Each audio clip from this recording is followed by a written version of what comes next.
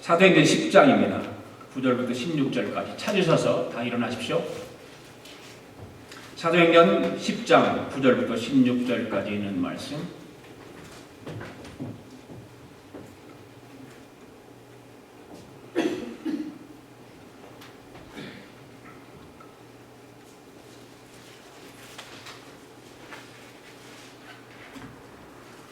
다 찾으셨으면 10장 9절부터 16절까지 같이 합독하십니다. 시작.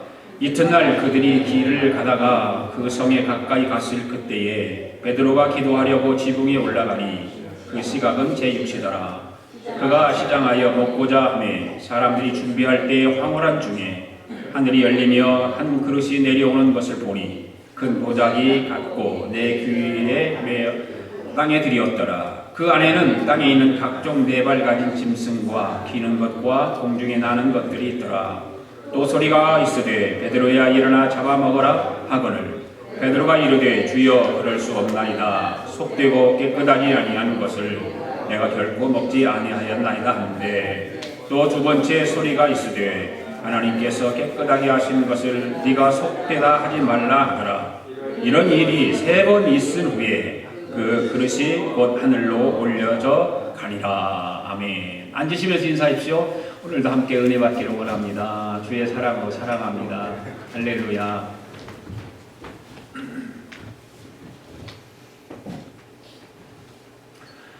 요즘 한국에는 스포츠 댄스가 유행이죠. 스포츠 댄스.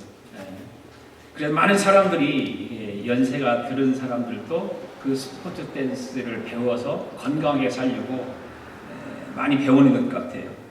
근데 그 스포츠 댄스를 이렇게 보면 혼자서는 싱글도 있고 둘이서 같이 하는 혼성으로 하는 것도 있고 그렇습니다. 또 피겨 스케이팅 같은 것도 마찬가지예요. 피겨 스케이팅도 혼자서 하는 것들도 둘이서 해서 혼합으로 이렇게 둘이 호흡을 맞춰서 하는 그런 스케이팅도 있습니다.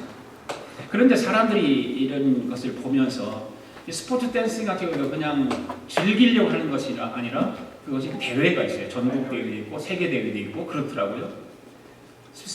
피겨 스케이팅도 마찬가지고요. 그런 대회들이 있어서 1등하고 2등하고 뭐 그런 등수를 매기고 올림픽에 가서 금메달도 따고 이런 일들을 합니다. 그런데 사람들이 이러한 것들을 보면서 그 스포츠 댄스라든지 피겨 스케이팅이라든지 이런 거를 고도의 난이를 보일 때 사람들이 깜짝 놀라죠. 깜짝 놀라면서 우리가 입에서 툭 튀어나오는 말들이 무슨 말이에요?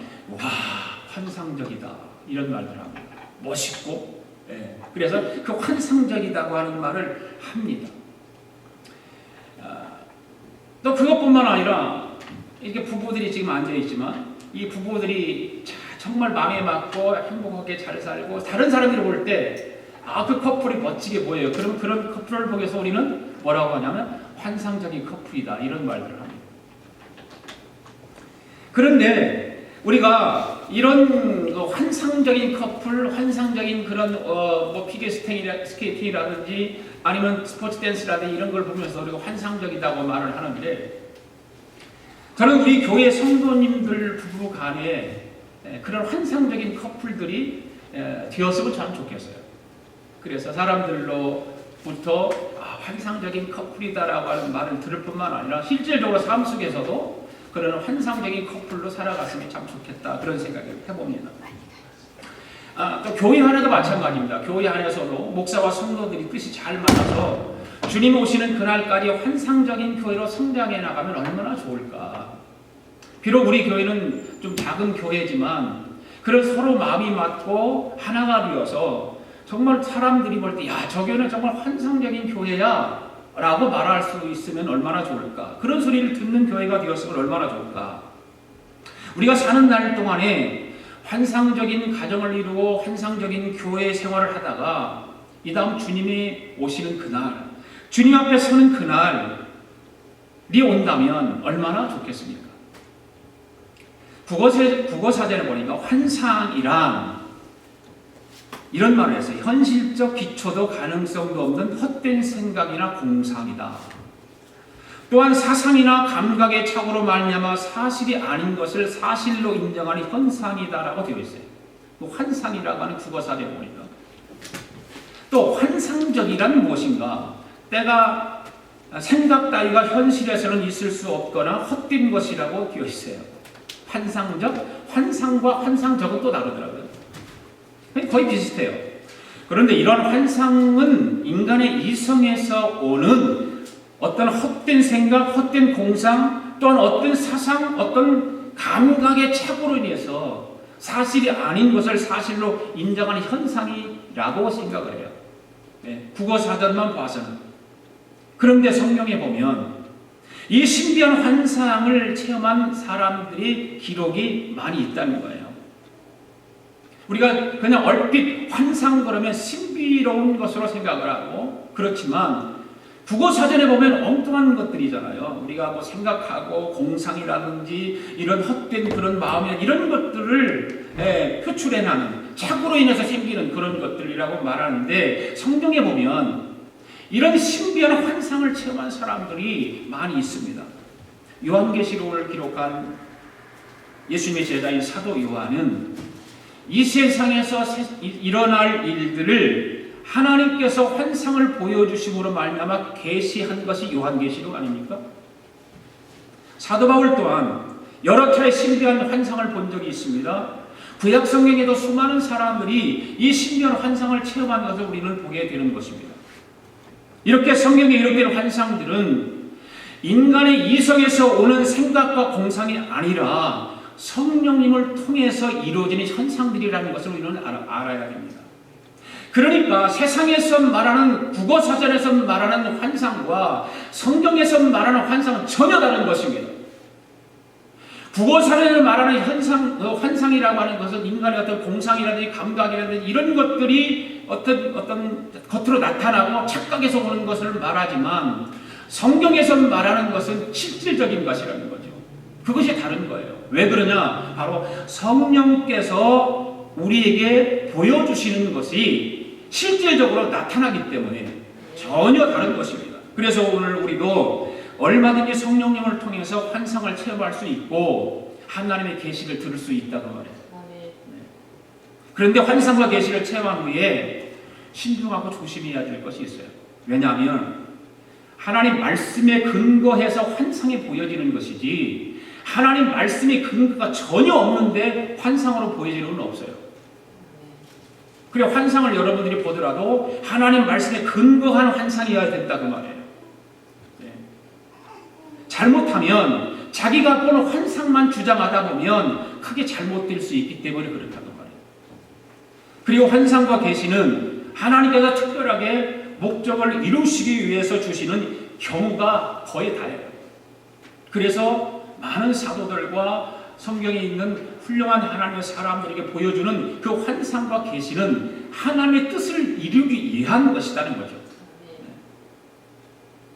그래서 하나님께서 환상과 계시를 주시면서 목적이 분명하다. 하나님의 목적은 분명하게 있다는 거죠. 오늘 본문 말씀 보면 베드로가 기도하던 중에 환상과 계시를 체험한 내용이 말씀이에요. 오늘날 제6시, 지금으로 말하면 정오 시간이에요. 12시예요. 베드로가 지붕 위에서 기도하다가 무아지경이라, 황홀이라, 여기는 성경에 오늘 읽을 때 황홀경에 빠졌다. 그 말은 다른 말은 무아지경에 빠졌다. 개혁 성경에는 비몽사몽간에 그런 말을 썼어요. 그러니까 다 비몽사몽간에 황홀해가 무아지경이다, 거의 비슷한 말이에요. 그 베드로가 그렇게 무아지경에 이르렀을 때의 환상을 보았습니다. 그 환상 중에 큰 보자기 모양의 그런 보재기 같은 것이 하나 내려오는데, 그 안에 뭐가 그 보재기에 쌓인 것이 그릇이 있는데 그 그릇에 부정한 동물이 있었습니다. 이거 베드로가 부정한 동물들을 보고 깜짝 놀랐어요. 그리고 하나님의 그 오늘 나는데 하나님 음성이 들렸어요. 뭐라고 들려왔어요? 베드로야, 잡아먹으라는 거예요. 그 짐승을 잡아먹으라. 그러니까 베드로가 하는 말이, 하나님, 저는 평생 부정한 음식을 먹지 않았는데 어떻게 이것을 먹으라고 하십니까? 그때 하나님께서 본문 15절에서 말씀하죠. 또 두 번째 소리가 있어 가로되 하나님께서 깨끗게 하신 것을 네가 속죄당하느냐라고 말씀하세요. 그래서 오늘 설교 제목이 베드로의 현상이라는 제목을 가지고 말씀을 드리는데, 오늘도 하나님께서 저와 여러분에게 주시는 말씀의 은혜가 분명히 있을 줄 믿습니다. 그 은혜를 사모하고 함께 은혜 받기를 원합니다. 첫째로 환상을 본 때와 장소에 대해서 한번 생각해 보겠습니다. 환상을 본 때와 장소. 9절이 있습니다. 시작. 이튿날 그들이 길을 가다가 그 성에 가까이 갔을 그때에 베드로가 기도하려고 지붕에 올라가니 그 시각은 제6시더라. 아멘.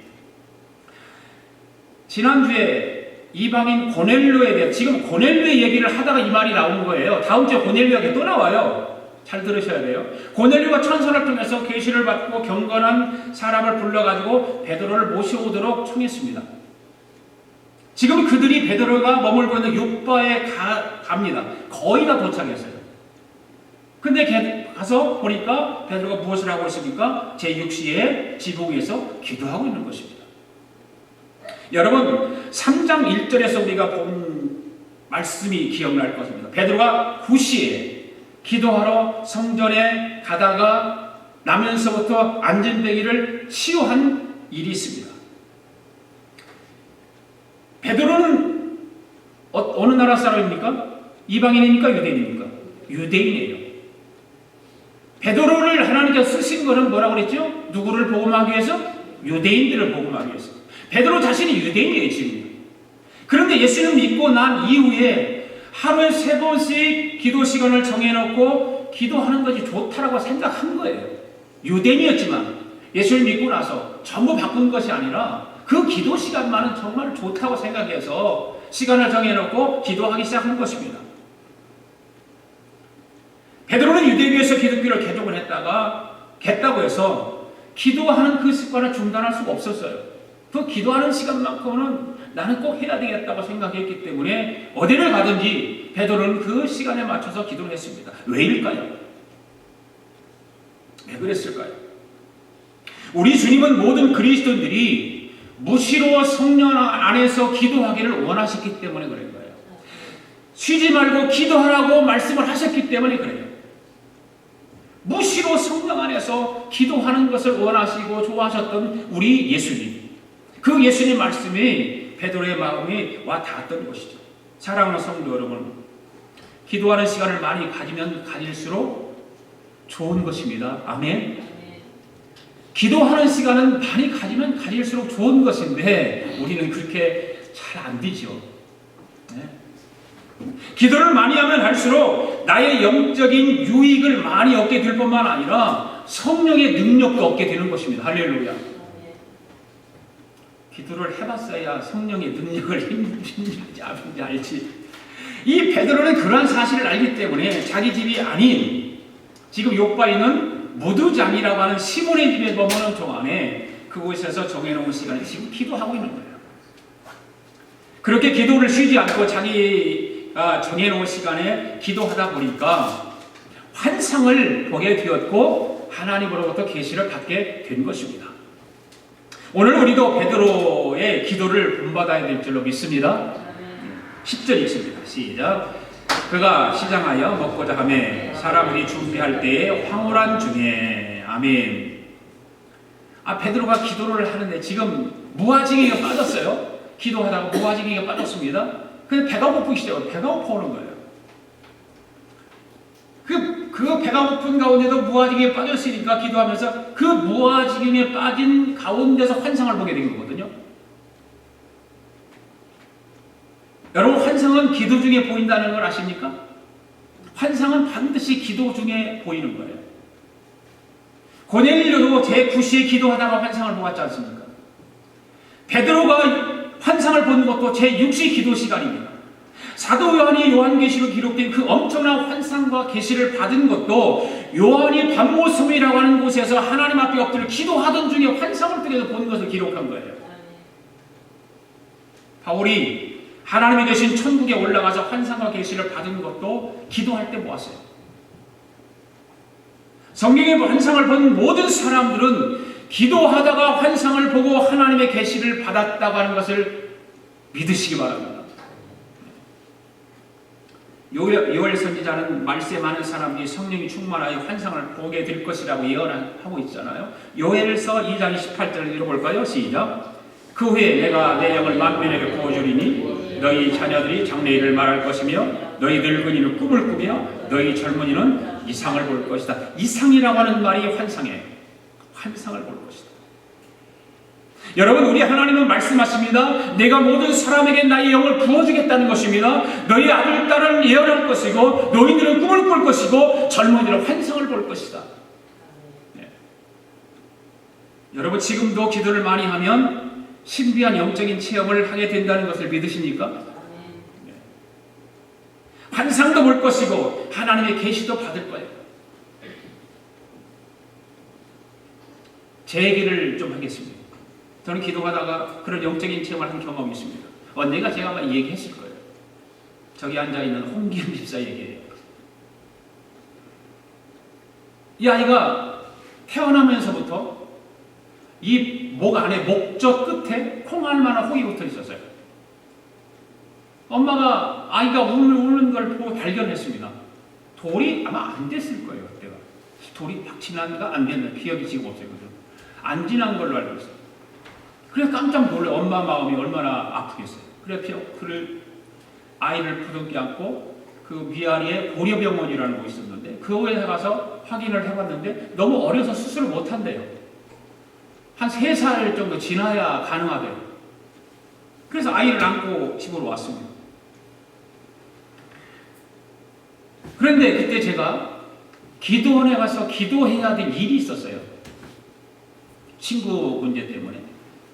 그래서 모살리 금식기도원에 가서 일주일을 작정을 하고 하나님 앞에 기도하기로 생각을 하고 그 일로 인해서 기도원에 올라갔습니다. 3일째 되는 날 기도를 하는데 여러분들 무아지경에 빠진 기도를 해본 적 있어요? 황홀한 지경에 빠져서 기도해본 적 있어요? 그런 기도 해봐야 돼요.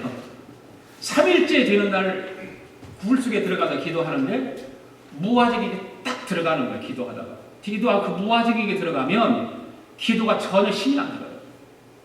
무릎 꿇고 기도하는데 전혀 무릎도 안 아파요. 기쁨이 있고 감사가 있고 너무 좋은 거예요. 무아지경에 빠져서 기도하면. 그냥 말이 저절로 막 나오는 거예요. 방언 기도도 나오고 나오는 거죠. 그때 그 무아지경에 빠져서 기도하는데 성령께서 음성을 딱 주셔요. 전혀 나는 아들을 위해서 기도하려고 간 것이 아니거든요. 친구 문제 때문에 친구를 위해서 정말 금식하며 기도할 일이 있어서 그렇게 갔는데 그 기도를 하는데 친구를 위해서 기도하는데 아이를 위해서 기도가 탁 나오는 거예요. 그 무아지경 속에 기도하는 가운데서. 그러면 성령의 음성을 들려오니까 뭐냐? 사랑하는 아들 흥사나 네 아들 목젖에 혹이 떨어졌어. 딱 그러는 거예요. 와, 그것이 너무 상창하게 내 귀로 들리는 거예요. 너무 감사했어요. 그러니까 눈물이 막 쏟아지기 시작하는데 그 눈물이 기쁨의 눈물, 감사의 눈물. 그게 슬퍼서 우는 눈물보다 훨씬 더 많이 눈물이 나오는 거예요. 이상하죠? 감사의 눈물이 그렇게 많이 나올 줄 몰랐어요. 네, 너무 감사한 거죠. 그러고 나서 기도로 끝나고 금식도 끝나고 금요일날 내려왔어요. 금요일날 내려와서 응답 받았으니까 확인하고 싶은 마음이 생길 거 아니에요. 그런데 마음속에 확인하면 내가 믿음이 없는 증거지. 주일날 하나님 앞에 감사 예물을 드리고 그리고 나서 확실하게 보자. 그러고 나서 토요일날 되었습니다. 토요일날 되었는데 어떻게 하다가 이 아이가 막 뭐 때문에 울었어요. 넘어졌는지 하여튼 엄청 우는데 아이들이 울면 보통 막 입이 찢어지라고 그렇게 벌리 울잖아요. 크게 울면. 그래 막 우는 거예요. 왜 울어보라고 입을 딱 봤는데 혹이 안 보이는 거예요. 그래서 그때 형수님이 와 계셨는데 그리고 형수가 그랬어요. 형수 기현이 목젖에 혹이 없어졌어요. 그 형수도 와서 확인을 해보니 진짜 없는 거예요. 그래서 주일날 감사 예물을 드리고 병원에도 안 가고 수술도 안 하고 깨끗이 치료가 돼서 지금 장가가서 두 아이의 아빠가 된 거예요. 여러분, 기도 중에 환상을 보고 하나님의 계시를 받는 체험을 한번 해봐야 되지 않겠어요? 예. 기왕이 신앙생활하고 교회 다니면 그런 것쯤은 한번 체험을 해봐야 그런 은혜도 알고 감동도 있고, 아, 환상이 어떤 것인가, 하나님 계시가 어떤 것인가, 성령의 음성이 어떤 것인가, 그거를 체험하지 않은 사람들은 다른 사람 얘기하면 전혀 못 믿죠. 에이, 저기 꾸며낸 얘기지 무슨 그런 일이 어디가 있어, 이렇게 말하죠. 우리 아가페 교회 성도들은 그런 것을 한번 체험 한 번씩 해보시기를 바랍니다. 두 번째, 그렇다면 베드로가 보는 환상이 무엇일까? 11절 읽습니다. 시작. 하늘이 열리며 한 그릇이 내려오는 것을 보니 큰 보자기 같고 내 귀에 매어 땅에 들이었더라. 자, 여러분, 환상의 내용을 한번 봅시다. 하늘문이 열렸습니다. 여기서 하늘문이 열렸다고 하는 것은 좋은 현상이잖아요. 하늘문이 열렸는데 얼마나 좋은 현상입니까? 마태복음 3장 16절 한번 봅시다. 하늘문이 열리는 것들이 성경 구절이 몇 개 있어요. 시작. 예수께서 침례를 받으시고 곧 마태복음 3장 16절 없어요? 네. 제가 읽어드릴게요. 마태복음 3장 16절 예수께서 침례를 받으시고 곧 물에서 올라오실 때 새하늘이 열리고 하나님의 성령이 비둘기같이 내려 자기 위에 임하심을 보였더라. 하늘문이 열렸다. 그 다음에 사도행전 7장 55절 56절 스데반의 이야기입니다. 없어요? 있어요? 사도행전 7장 55절 56절 시작. 스데반이 성령 충만하여 하늘을 우러러 주목하여 하나님의 영광과 및 예수께서 하나님 우편에 서신 것을 보고 말하되 보라 하늘이 열리고 인자가 하나님 우편에 서신 것을 보라노라.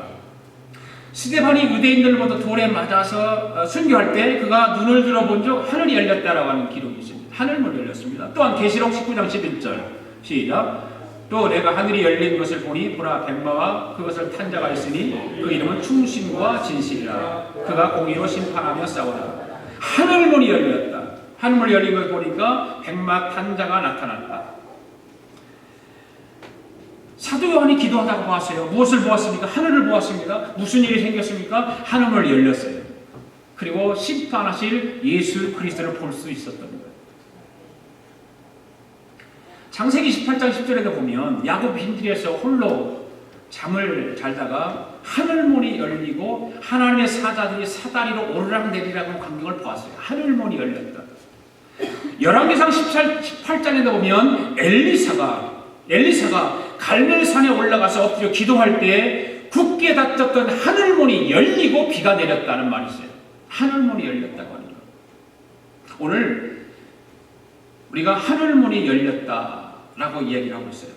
또 말라기 3장에서 보면 11조 얘기가 나오죠. 우리가 온전한 11조를 하나님께 바치면 하나님께서 하늘문을 열어서 풍성한 복을 주시겠다 약속을 해요. 하늘문이 열리는 것. 베드로가 환상 중에 본 하늘문이 열리는 역사가 오늘 저와 여러분에게 있기를 축복합니다. 네. 베드로가 기도하는 중에 환상이 열렸습니다. 그러더니 한 그릇이 내려오더니 보니까 큰 보자기 같은 것이 그릇이 내 귀퉁이에 끝이 달려서 땅으로 내려오는 거예요. 여러분, 환상의 의미가 무엇일까? 하나님께서 왜 베드로에게 이런 환상을 보여주셨을까? 보자기는 뭘 하는 겁니까?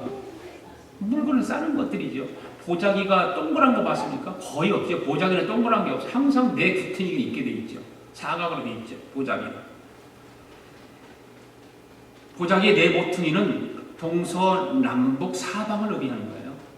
여기서 보여주는 환상의 의미가 그래요. 그리고 그러니까 하나님께서 사방의 모든 사람들, 즉 유대인이나 이방인이나 구원의 보자기를 싸겠다, 그런 의미예요. 이 왜 그러냐면 이런 환상은 베드로에게 보여주는 거예요. 왜? 베드로는 유대인이기 때문에.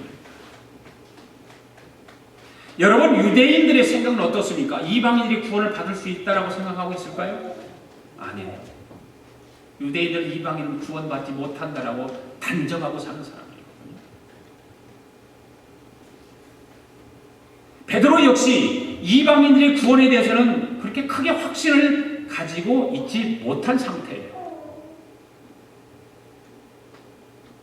그런 상태에 있는 베드로에게 하나님께서 성령을 통해서 이런 환상을 보여주는 거죠. 그래서 하나님께서 그 환상을 통해서 이방인들도 유대인들과 같이 예수 그리스도 안에서 구원을 받을 수 있다는 사실을 깨우쳐 주시기 위해서 베드로에게 이 환상을 보여주는 것입니다. 할렐루야.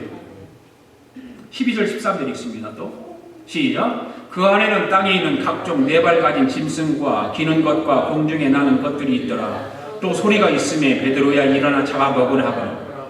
아멘. 하늘이 열리면서 한 그릇이 내려왔습니다. 여러분 그릇이라면 무엇인가를 담는 거죠. 무엇인가 담는 거예요. 담지 않는 그릇은 아무것도 없어요. 다 그릇은 담는 거예요. 그러니까 하늘에서 내려왔으니까 무엇인가 그 안에 귀한 것이 담겨 있을 것이 분명하죠.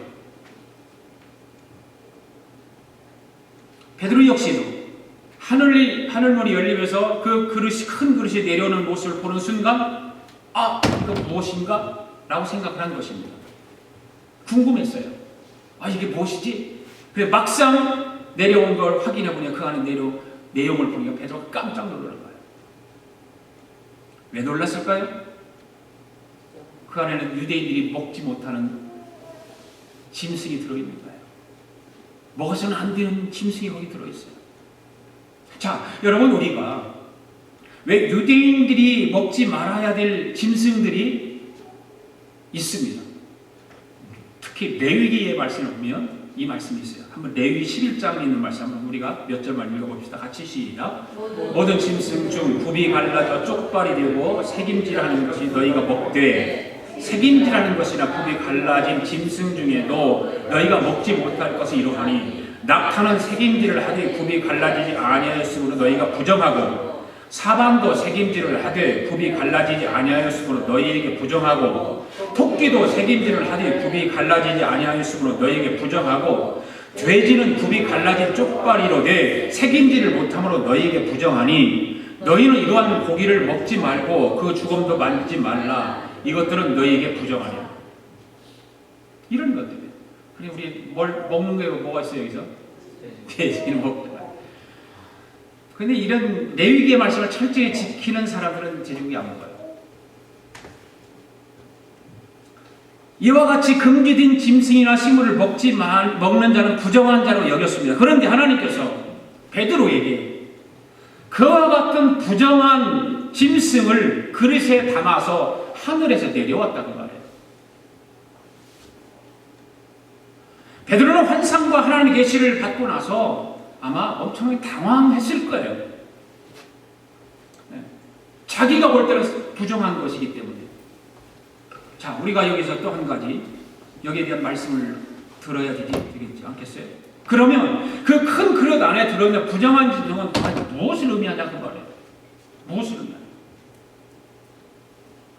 이 답은 바로 유대인들이 무시하고 깔보고 부정하게 생각하는 이방인들을 말하는 거예요. 이방인들. 다음 주에 설교를 들을 때 왜 이거를 보였는가 그건 다음 주에 이제 그게 해결돼요. 그런데 하나님께서 그걸 잡아먹으라고 하는 거예요. 그들을 이해하고 받아들이라는 거죠. 네. 이방인들을 이해하고 받아들여라. 너희들만 우월기에 빠져서 너희들만 구원받았다고 하지 말고 이방인들도 구원받을 수 있어. 그들을 받아줘야 되고 그들에게 복음을 전해서 예수 그리스도인으로 삼아야 된다는 걸 보여주는 거예요.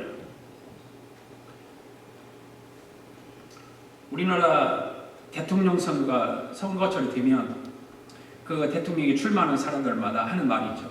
내가 대통령이 되면 천대받고 무시당하는 사람이 없는 나라를 만들겠습니다. 내가 대통령이면 모든 사람이 인정받고 골고루 잘 사는 나라를 만들겠습니다. 이런 선거운동을 합니다. 그냥 모든 사람들은 그런데 여러분 하나님의 형상을 따라 지음받은 귀한 존재들이에요. 귀한 존재들이에요. 그런데 사람이 사람을 멸시하고 천대한다고 하는 것은 하나님이 볼 때는 큰 죄잖아요. 우리는 어떻게 생각할지 모르지만 우리는 그냥 적당하게 넘어가게 생각하고 말할 수 있는데 하나님 볼 때는 큰 죄입니다. 바로 유대인들이 이방인들을 멸시했어요. 그러나 하나님께서는 예수 그리스도 안에서 모든 사람이 구원을 받을 수 있게 해 주셨습니다. 아멘.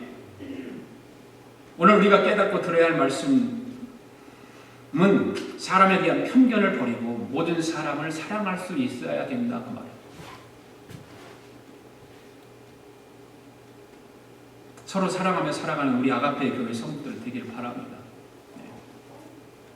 마지막 세 번째로, 그렇다면 환상과 계시에 대한 바울의 반응은 어떻게 나타났을까?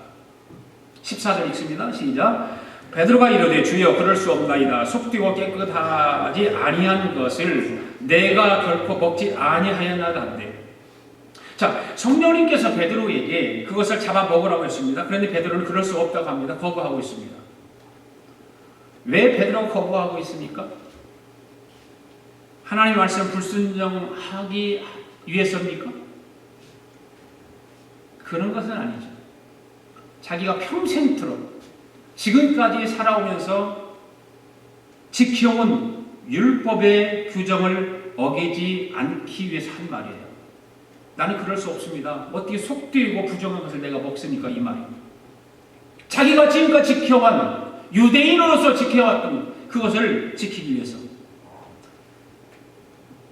베드로는 지금까지 살아오면서 율법이 금하고 있는 속되고 더러운 것을 먹어본 적이 없어요. 자기의 신앙생활 자부심을 가지고 그래서 있었던 거예요. 그런데 부정한 것을 먹으라고 하니까 그럴 수 없다라고 대답을 한 것입니다. 여러분, 사람이 자기 습관 고치는 것, 자기 편견을 버린다고 하는 건 쉬운 거 아니에요.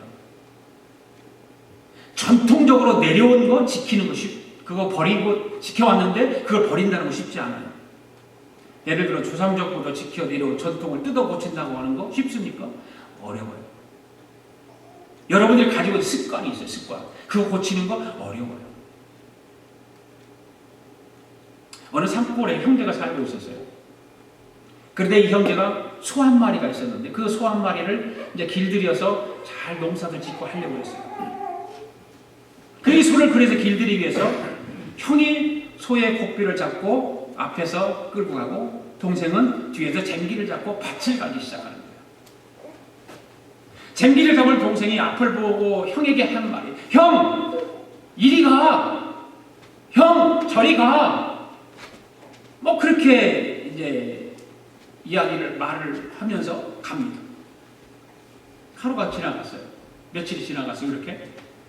얼마 후에 동생이 혼자서 그러면 밭을 한번 가려보기 위해서 그 소를 데리고 멍이를 씌워놓고 혼자서 밭을 가려고 소를 가지고 가면서 이랴 그러니까 소가 절대 가지 않는 거예요. 왜 그럴까요? 훈련을 받을 때 무슨 소리만 들었어요? 형 이리 가! 형 저리 가! 이 소리만 들은 거예요. 그러니까 소가 절대 움직이지 않습니다. 동생이 그렇구나. 그 소리를 향해서 형 이리 가! 형 저리 가! 그러니까 소가 가더라는 거예요. 무서운 거예요. 습관, 편견, 이거 무서운 거예요. 또 한 가지 여러분에게 한 이야기를 하겠습니다. 어느 날 버나드 쇼가 영국 사회를 관찰하다가 한 가지 사실을 발견한 게 있는데 그것은 뭐냐면 미켈란젤로의 작품을 좋아하는 사람들은 절대로 로댕의 작품을 좋아하지 않는답니다. 네. 그 편견을 깨려고 그래서 파티를 열고 미켈란젤로의 작품을 좋아하는 사람을 초청을 했습니다.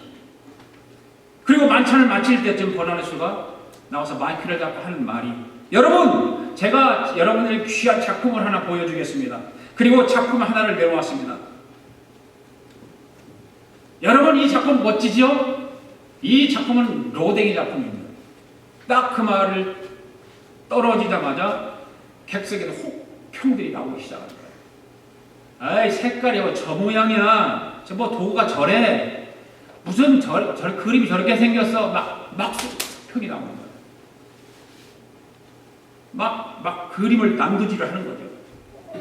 이 버나더스가 다시 마이크를 잡고서 당황한 표정을 지으면서, 여러분, 제가 실수했습니다. 그만 작품을 잘못 가지고 나왔습니다. 이것은 로댕의 작품이 아니라 미켈란젤로의 작품입니다. 라고 딱 선포를 하니까 그 그 장래가 갑자기 조용히 되는 거예요.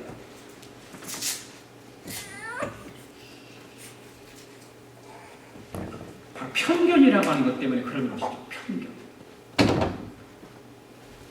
여러분, 이처럼 습관과 편견은요, 참으로 고치기 어려운 것입니다. 베드로는 어려서 부정한 음식을 먹지 않는 습관과 편견을 가지고 있었습니다. 이런 습관과 편견이 전통이라고 생각했습니다. 그러한 베드로에게 그 전통을 무시하고 잡아먹으라고 하니까 당연히 나는 그럴 수 없습니다라고 말할 수밖에 없는 거죠. 그런데 여러분, 여기 베드로의 잘못이 있죠. 조상적부터 내려오는 전통을 지키려다가 직접 환상을 통해서 들려오는 하나님의 말씀을 어기려 했다는 거죠. 그 전통 때문에, 습관 때문에, 편견 때문에 하나님으로부터 들려오는 계시의 말씀, 환상을 무시하려고 했다는 거죠. 전통도 중요하고 율례도 중요하지만 하나님의 말씀이 더 중요한 줄 믿습니다. 하나님의 말씀을 거역하고 순종하지 않은 것은 잘못입니다. 오늘 우리에게도 이런 습관과 편견에 매여서 하나님의 말씀을 거역하는 일이 있어서는 안 될 줄로 믿습니다. 마지막 15절 16절이 있습니다. 시작. 또 두 번째 소리가 있으되 하나님께서 깨끗하게 하신 것을 네가 속되다 하지 말라 하더라. 이런 일이 3번 있은 후에 그릇이 곧 하늘로 올려져 가니라. 아멘. 여러분, 베드로가 환상 중에 보여준 것이 무슨 뜻인지 알았다면 거부하지 않았겠죠. 베드로는 환상 중에 숨겨진 영적인 비밀을 깨달아 알았다면 하나님의 음성에 거역하지 않고 순종했을 거예요. 왜냐하면 17절에 가서 보면 베드로가 자기에게 보여준 환상이 무엇인가를 곰곰이 생각했다는 사실을 알 수 있기 때문에 그래요. 여기서 두 번째로 성령이 베드로에게 하시는 말씀이 내가 깨끗하게 하는 것을 네가 속되다 하지 말라는 거예요. 내가 깨끗하다고 하는데 네가 편견 때문에, 네가 가지고 있는 습관 때문에, 전통 때문에 그것이 속되다고 하느냐 그 말이죠. 왜 성령이 재차 이런 말씀을 하셨을까요? 바로 이 말은 이런 것이죠. 이제 이방인들은 더 이상 너희가 생각하는 것처럼 부정한 존재가 아니다는 것을 알려주기 위해서 그런 거예요. 너희들이 그동안에는 이방인들을 향해서 멸시하고 천대하고 그들을 무시해왔는데 이제는 이방인들이 그렇게 너희들에게 무시당하고 천대받고 그럴 존재들이 아니라는 것입니다.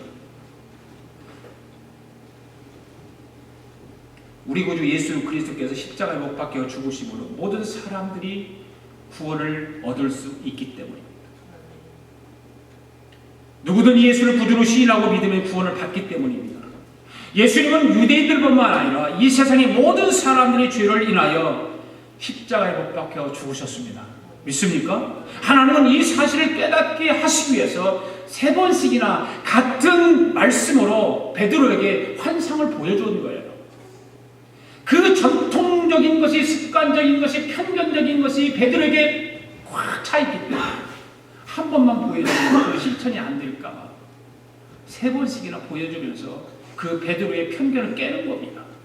베드로의 습관을 무너뜨리는 것이고 그 전통적으로 가져왔던 유대인의 습관을 무너뜨리는 거예요. 오늘 우리는 어떨까요? 한번 생각해 보기를 바랍니다.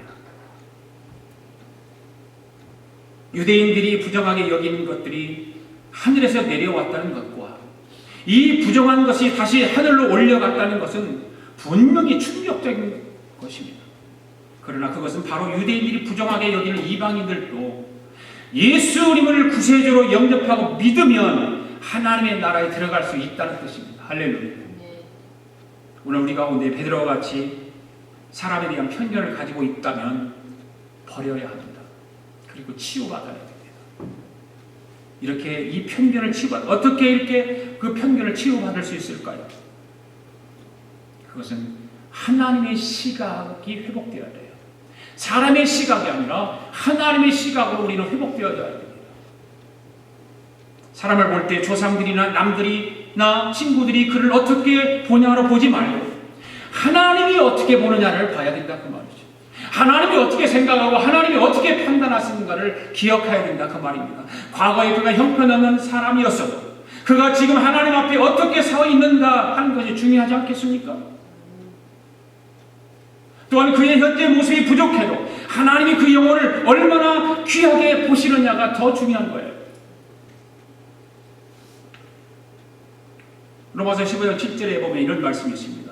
그리스도께서 우리를 받아 하나님께 영광을 돌리신 것 같이 너희도 서로 받으라. 이 말씀. 너희도 서로 받으라. 하나님 우리를 받으실 때 우리가 깨끗하고 하나님을 잘 섬겨서 받았을까요? 우리를 구원해 주시는데 우리가 깨끗하고 정결하고 그렇다고 해서 우리를 그렇게 생각하고 우리를 구원해 주셨을까요? 하나님을 알지 못하고 죄 가운데 있을 때 하나님은 우리에게 찾아오신 거예요. 우리를 구원해 주셨어요. 그게 하나님의 은혜입니다. 그처럼 하나님의 시각과 하나님의 마음과 하나님의 생각으로 주변 사람을 볼 수 있기를 바랍니다. 그러면서 편견을 버릴 수 있다면 하나님의 축복도 뒤따르지 않을까요? 혹시 지금 여러분 마음속에 믿고 싫은 사람이 있습니까?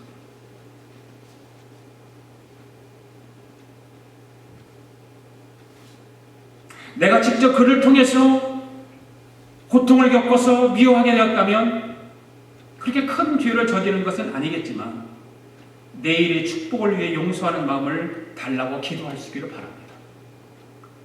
남의 말을 듣거나 분명하지 않는 이유로 미워하는 것이라면 그 죄는 큰 죄이기 때문에 편견을 버릴 수 있는 힘과 지혜를 달라고 기도하십시오.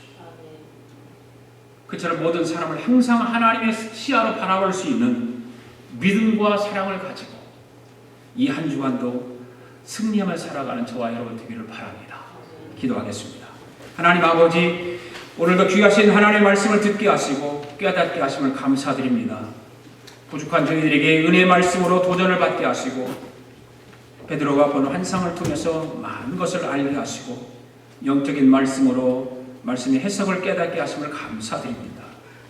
오늘 우리의 자신을 돌아보는 귀한 시간이 되어 우리를 구원해 주신 주님의 그 은혜를 항상 기억하며 내 안에 있는 고집과 이기적인 생각들 또한 편견들을 예수 그리스도의 십자가 앞에 내려놓을 수 있도록 성령님 오늘도 역사하시고 인도하여 주셔서 이 한 주간도 그러한 더러운 죄악과 싸워 이길 수 있도록 힘과 능력을 주시옵소서. 그래서 이 한 주간을 내 구주 되신 주님을 찬양하며 주님 행하신 일들을 기뻐하며 영원토록 주님을 사랑합니다라고 고백하며 살아가는 한 주간 되도록 은혜와 은총을 더하여 주시옵소서. 감사드리며 예수님의 이름으로 기도드립니다. 아멘. 우리 다 일어나셔서 함께 찬양 드리겠습니다.